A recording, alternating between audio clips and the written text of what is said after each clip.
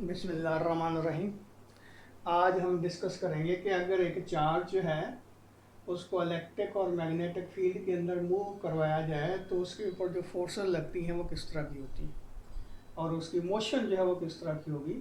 तो motion of charge particle in an electric and magnetic field. अब देखिए कि ये हमने चीज़ पहले पढ़ी हुई है कि अगर आपके पास दो अपोजिटली चार्ज शीट्स हैं, एक दूसरे के पैरेलल पड़ी हुई हैं, तो उसके दरमियान जो रीजन बनता है उसमें इलेक्ट्रिक फील्ड यूनिफॉर्म होगा।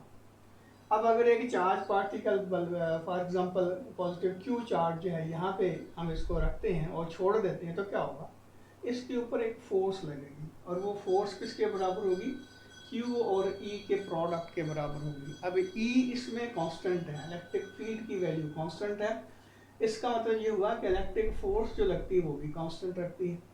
और अगर हम ये कहें कि ये जो चार्ज पार्टिकल है इसका मास जो एम के इक्वल है, तो न्यूटन का सेकंड लॉ ये कहता है कि एफ जो होता है वो एम ए के बराबर होता है। अब यहाँ से ए की वैल्यू हम निकाल सकते हैं, तो ए जो है एफ ओवर एम के इक्वल होगा। लेकिन एफ की वैल्यू हमने कहा है कि क्यू और ई के प्रोडक्ट के बराबर है, तो इसका मतलब ए जो होगा Q E over M E के बराबर होगा। अब यहाँ देखिए क्यू कांस्टेंट है, एम कांस्टेंट है, अगर ई की वैल्यू भी कांस्टेंट होगी तो एक्सलेरेशन कांस्टेंट होगा। तो डेफिनेटली ये दो अपोजिटली चार्ज शीट्स हैं, इनके दरमियान जो रीजन बनता है इलेक्ट्रिक फील्ड की वैल्यू इसमें कांस्टेंट है, इसलिए हम कहते हैं कि एक्सलेरेशन यहाँ कांस्टेंट होगा। और जब एक्सलेरेशन कांस्टेंट होगा तो इसके लिए हम इक्वेशन ऑफ मोशन जो है, जो हमने पढ़ी थी फर्स्ट ईयर में कांस्टेंट एक्सलेरेशन के लिए, वो अप्लाई कर सकते हैं, वही V F is equal to V I plus A T and so on. इसका मतलब ये हुआ कि इस चार्ज पार्टिकल की मोशन जो है उसके ऊपर ये इक्वेशन ऑफ मोशन जो है वो एप्लीकेबल होती है। अब दूसरी तरफ चलते हैं कि अगर आपके पास एक चार्ज पार्टिकल जो है उसको मैग्नेटिक फील्ड के अंदर मूव करवाया जाता है, तो बेल फर्ज ये देखें कि ये हमने मैग्नेटिक फील्ड बनाया और ये क्रॉस टू मैग्नेटिक फील्ड ये शो करता है कि इसकी लाइनें जो है inward the plane of white board है। यानी कि ऐसे समझ लें कि इधर आपके पास एन पोल पड़ा है, दूसरी तरफ जो है एस पोल पड़ा है, तो मैग्नेटिक फील्ड की लाइनें इस तरह होंगी और उसको उसकी स्ट्रेंथ को हमने बी से शो किया है। अब यहाँ भी अगर वही चार्ज पार्टिकल क्यू जो है वी वेलोसिटी के साथ इसमें एंटर होता है तो डेफिनेटली इसके ऊपर फोर्स लगेगी, मैग्नेटिक फोर्स, और वो हमने कैलकुलेट किया था कि एफ जो होता है क्यू वी क्रॉस वी के इक्वल होता है। इसका मतलब ये होगा कि एफ की डायरेक्शन जो है ये v और v के क्रॉस प्रोडक्ट से हम देख सकते हैं by using right hand rule. तो ये देखिए ये v है, ये b है, इसका मतलब ये है कि इसके ऊपर फोर्स अपवर्ड डायरेक्शन में लगेगी। जब अपवर्ड डायरेक्शन में फोर्स लगेगी तो ज़ाहिर चार्ज पार्टिकल इधर नहीं मूव करेगा, ये इसकी इंस्टेंटेनियस वेलोसिटी की डायरेक्शन होगी, बल्कि फोर्स अपवर्ड लगने की वजह से ये टर्न होना शुरू हो जाएगा। तो हर पॉइंट के ऊपर इसकी वेलोसिटी की डायरेक्शन जो है चेंज होगी। यानी कि यहाँ पे वेलोसिटी की डायरेक्शन ये है, यहाँ पे वेलोसिटी की डायरेक्शन ये होगी, यहाँ पे वेलोसिटी की डायरेक्शन ये होगी। यानी कि ये जो इसका पाथ बनता है, इसका टेंजेंट ड्रा करके आप वेलोसिटी की डायरेक्शन जो है वो इंस्टेंटेनियस वेलोसिटी की डायरेक्शन जो है वो मालूम कर सकते हैं। और अगली बात बड़ी इंपॉर्टेंट है, वो ये देखिए कि आपको पता है कि वेलोसिटी और डिस्प्लेसमेंट हमेशा एक दूसरे का पैरेलल होते हैं। तो अगर ये वेलोसिटी की डायरेक्शन है तो इंस्टेंटेनियस डिस्प्लेसमेंट की डायरेक्शन भी यही होगी।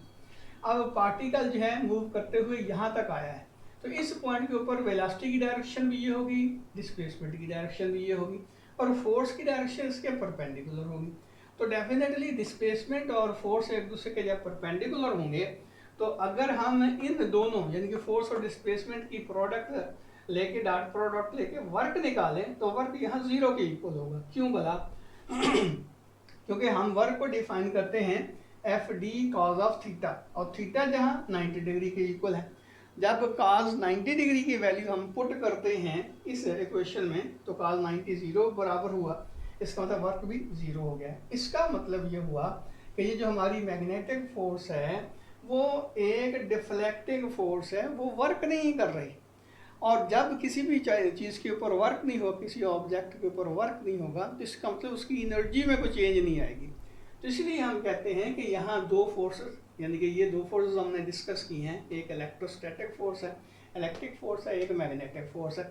तो इलेक्ट्रिक फोर्स की वजह से एक्सलेरेशन जो है क्रिएट हुआ, मीन वेलोसिटी इंक्रीज हुई, या दूसरे लफ्ज़ों में यह कह लें कि चार्ज पार्टिकल ने काइनेटिक एनर्जी गेन की है, इसका मतलब वर्क हुआ है, काइनेटिक एनर्जी में इजाफा हुआ है। तो इलेक्ट्रिक फील्ड जो है वो एनर्जी को, पार्टिकल की एनर्जी को इंक्रीज करने में कंट्रीब्यूट करता है। उसके मुकाबले में अगर हम मैग्नेटिक फील्ड की बात करते हैं तो यहाँ देखें कि ये इसकी वजह से इसकी मैग्नीट्यूड जो है वेलोसिटी की वो चेंज नहीं होती, सिर्फ डायरेक्शन तब्दील होती है। और काइनेटिक एनर्जी में जो आपको पता है kinetic energy half M V square होती है, और ये वी जो है स्केलर क्वांटिटी है, स्पीड का स्क्वायर है।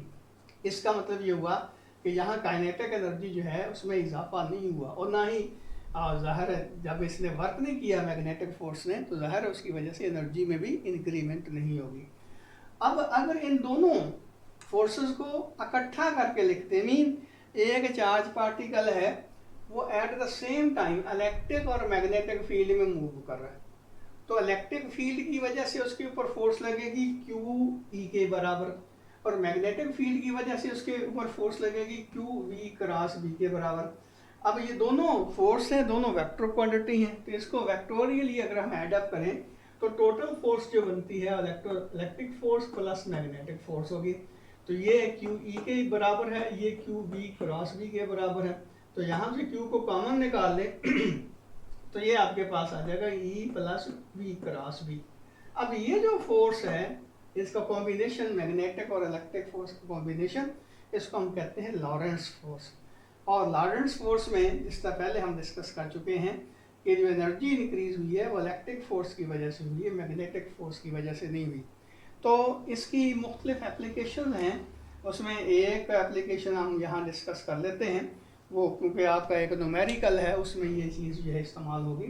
वो है कि एक वेलोसिटी सेलेक्टर है, तो उसमें आपने इलेक्ट्रिक और मैग्नेटिक फील्ड की वैल्यू को वेलोसिटी के साथ कोरिलेट करना होता है। तो वो किस तरह होती है, यानी कि उससे हम किसी भी पार्टिकल की वेलोसिटी मालूम करते हैं।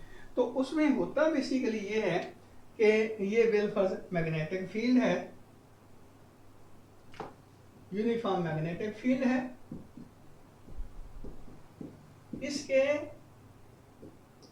अंदर जो है एक चार्ज पार्टिकल को इंसर्ट करते हैं, लेकिन इस तरह कि इसमें ये दो प्लेट भी रख देते हैं।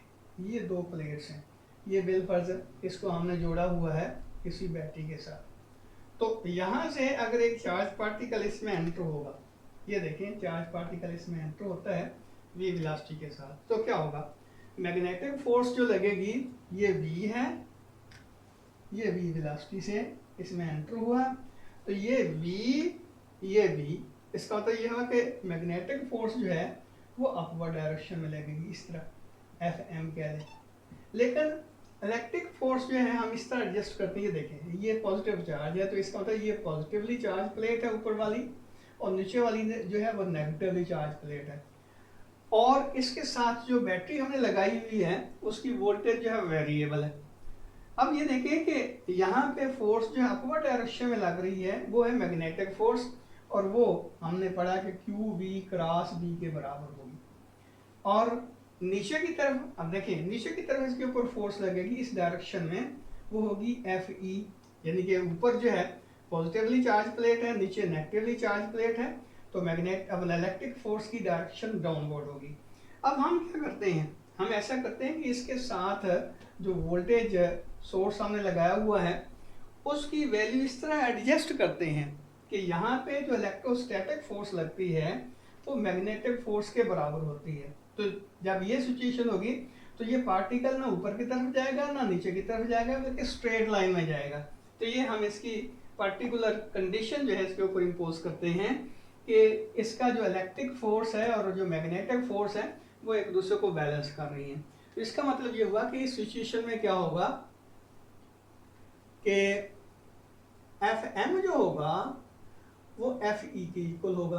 अब Fm जो है, यहाँ देखिए ये V क्रॉस B है, V और B एक दूसरे पे परपेंडिकुलर है, तो ये आ जाएगा Q V B sine of 90 degree is equal to Q into E।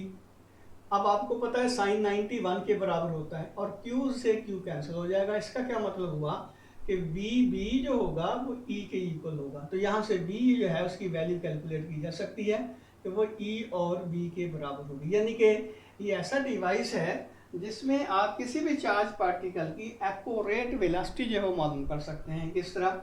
ये देखिए कि मैग्नेटिक फील्ड हमने परपेंडिकुलर, यानी कि प्लेन का परपेंडिकुलर है मैग्नेटिक फील्ड, और इलेक्ट्रिक फील्ड भी इसके पैरेलल है।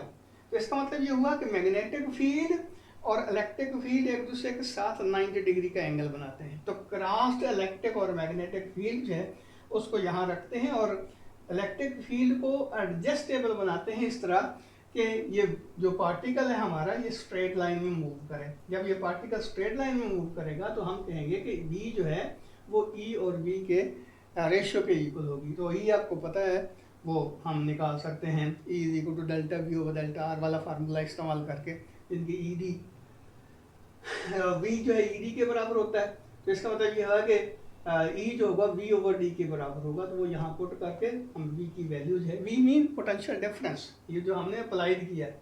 तो हम इस तरह किसी भी पार्टिकल की जो वेलोसिटी है उसको फाइंड आउट कर सकते हैं। तो चूंकि ये हमारा एक न्यूमेरिकल है इसलिए, और ये एप्लीकेशन है लॉरेंट्ज फोर्स की, इसलिए यहाँ मैंने इसको एक्सप्लेन कर दिया। अब अगला आर्टिकल जो है बड़ा ही इंपॉर्टेंट आ रहा है, वो थोड़ा सा लेंथी भी है, तो इसको नेक्स्ट लेक्चर में ही इंशाल्लाह डिस्कस करेंगे। अल्लाह हाफिज़।